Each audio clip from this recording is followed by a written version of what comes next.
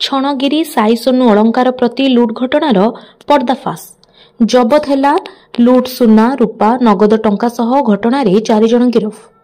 खोर्धा जिला जंकिया थाना अंतर्गत छणगिरी ग्राम स्वर्ण अलंकार प्रतिष्ठान गत 24 तारिख दिन द्विपहर समय लुट होइथिबा घटनार पर्दाफाश करिछि जिला पुलिस। गत 24 तारिख में 10 जन डकायत मुखा हेलमेट पिंधि बंधुक बम फुटाई समस्त स्वर्ण रूपा अलंकार नगद टंका लुट करी बाइक जोगे पलाइथिले। लुट समय दृश्य सीसीटीवी फुटेज रे मिलिथिला। साई सोनू अलंकार प्रतिष्ठान मालिक अरुंधति साहू अभियोग क्रमे जंकिया पुलिस मकदमा राज्य करी तदंत आरंभ करथिले। एसपी विवेकानंद शर्मा निर्देश रे 3टी टीम विभिन्न स्थान चढ़ाऊ करी एही लुट घटनार पर्दाफाश करछंती। घटना 4 जन को गिरफ्त करा जायछि। सेमानंक ठारू 900 ग्राम सोना 2 किलो 363 ग्राम रूपा और नगद 9,45,000 टंका जबत करिछि पुलिस। एही घटना 4 जन कुख्यात डकायत को गिरफ्त करने सह सेमानंक निकटरू देशी बंधुक जीवंत गुड़ी और मारणास्त्र जबत होइछि। लुट्रे 10 जन संपृक्त थिबा बेले 4 जन को गिरफ्त करिबारे सफल हेबा सह अन्य मानंकु चिन्हट करिछि पुलिस। ए संपर्क में पुलिस केन्द्रांचल डीआईजी डॉक्टर सत्यजित नायक एक सांबादिक सम्मेलन में एही लुट घटनार पर्दाफाश करी कहिले जे एहा पुलिस पई एक चैलेंज थिला। खोर्धा पुरी नयागढ़ भुवनेश्वर अंचल में रेड करी समस्त लुट सुना रूपा एवं चोरा सुना किनिथिबा लोकठारू नगद टंका जबत होइछि।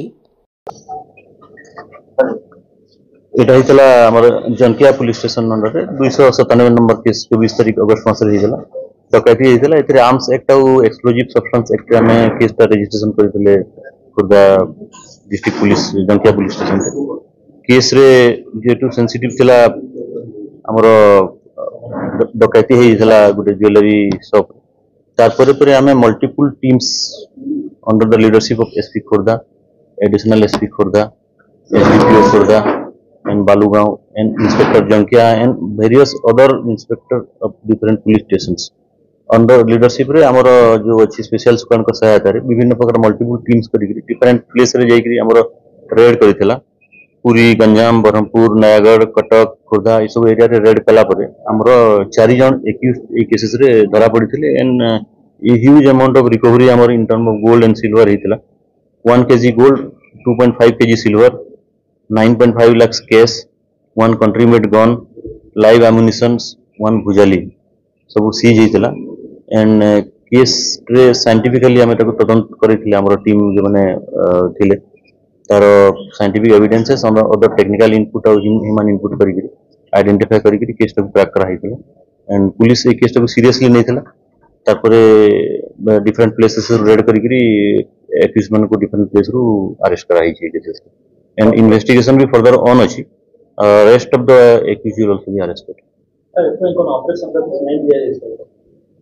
ऑपरेशन हमें करिदलु एटा खोर्धा रे जेतु हेतला